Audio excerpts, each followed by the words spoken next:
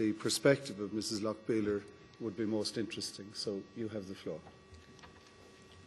Thank you very much. Thank you also for the invitation. And now I switch to my mother tongue und werde in Deutsch weiterreden. I'm going to continue in German. Makes it a bit easier for me.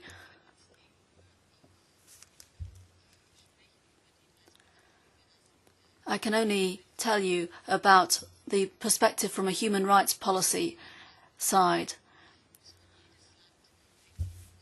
And you really do have to consider each country separately.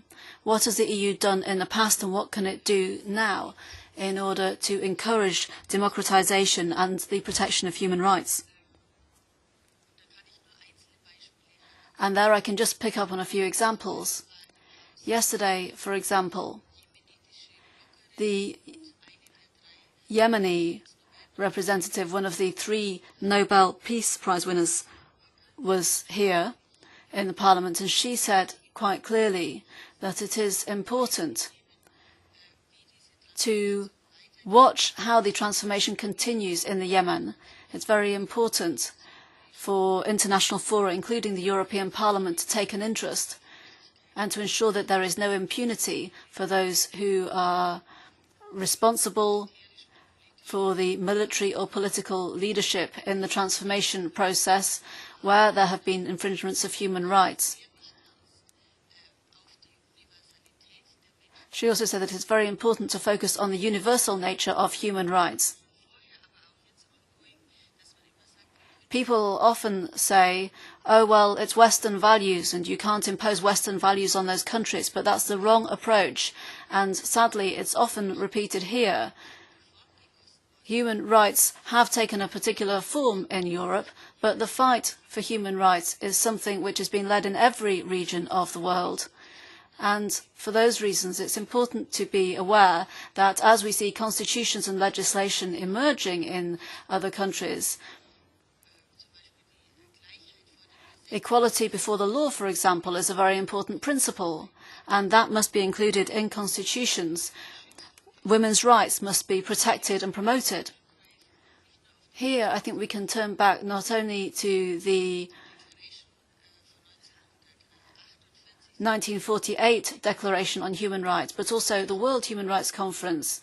All states which were not under colonial rule declared once again that they committed to those standards.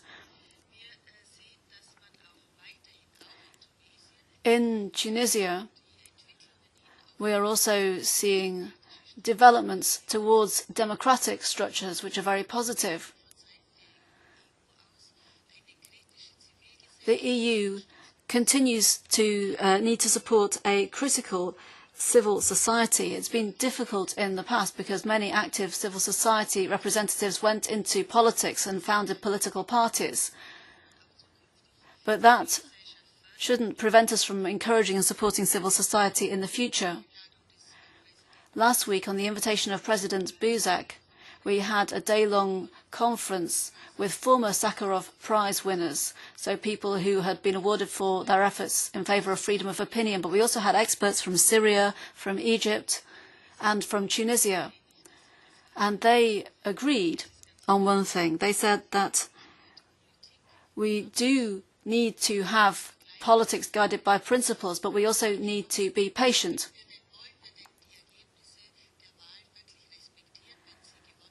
Should they respect the outcome of the elections if they were won by people who didn't support their political principles? They were asked that, and they said that, for example, in Tunisia, certain things were said should be kept from the constitution and shouldn't be changed, but at the same time it was important to be patient and to be aware that the will of the majority should be respected.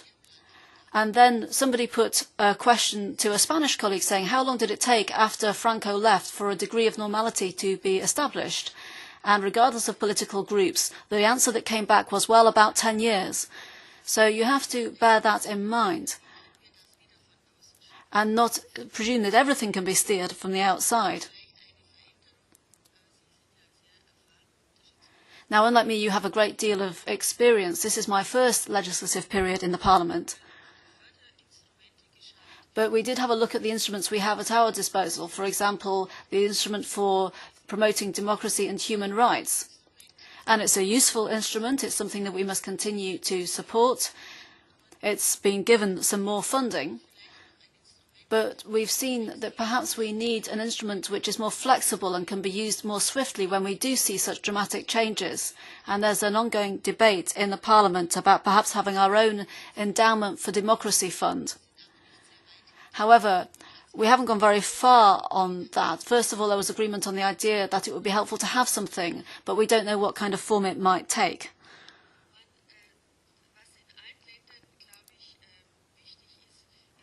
One thing I think is important in all countries is putting together an independent judicial system.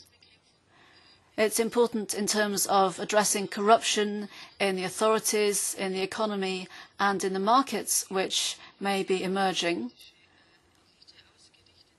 And in the past, sometimes the judicial systems have been focused more on the needs of the political elite, but it's also important to put that in place in order to support human rights. So that's something we place great emphasis on. For example, it's important that there should be training for judges, an independent judicial system, equality before the law, and that crimes should be punished where there have been crimes in the past.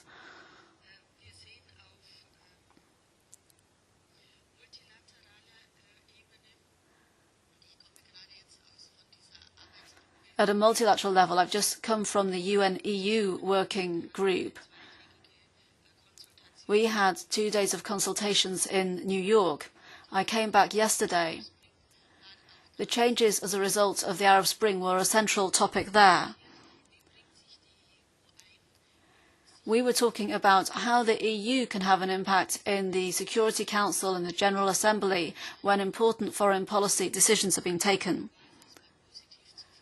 And one positive point to report is that the EU delegation there was able to say that really all of the member states have tried to ensure that there will be a strong resolution on Syria,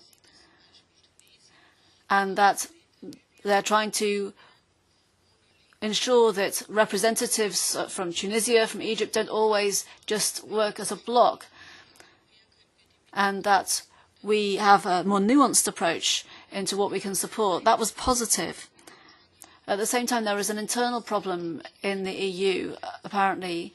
In the General Assembly, for the first 3 weeks, the EU wasn't able to give a statement as such because one member state prevented this, saying that there is no common European interest with such cross-cutting resolutions, for example, Syria and Libya, and the result of that was that all of the EU staff there were constantly trying to consolidate things internally, check everything case by case, rather than focusing on external relations and trying to build multilateral support for our positions. It wasn't my state, it was the UK.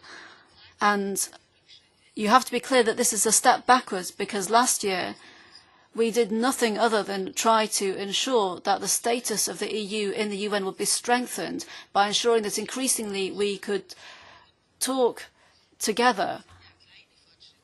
And that was a small step forward. When you think of the serious problems there, now we're having to deal with a lot of internal issues and internal coordination. Another problem was raised in terms of what is being done in Libya with the large number of weapons which are left over, weapons which were sent by many member states, including my own.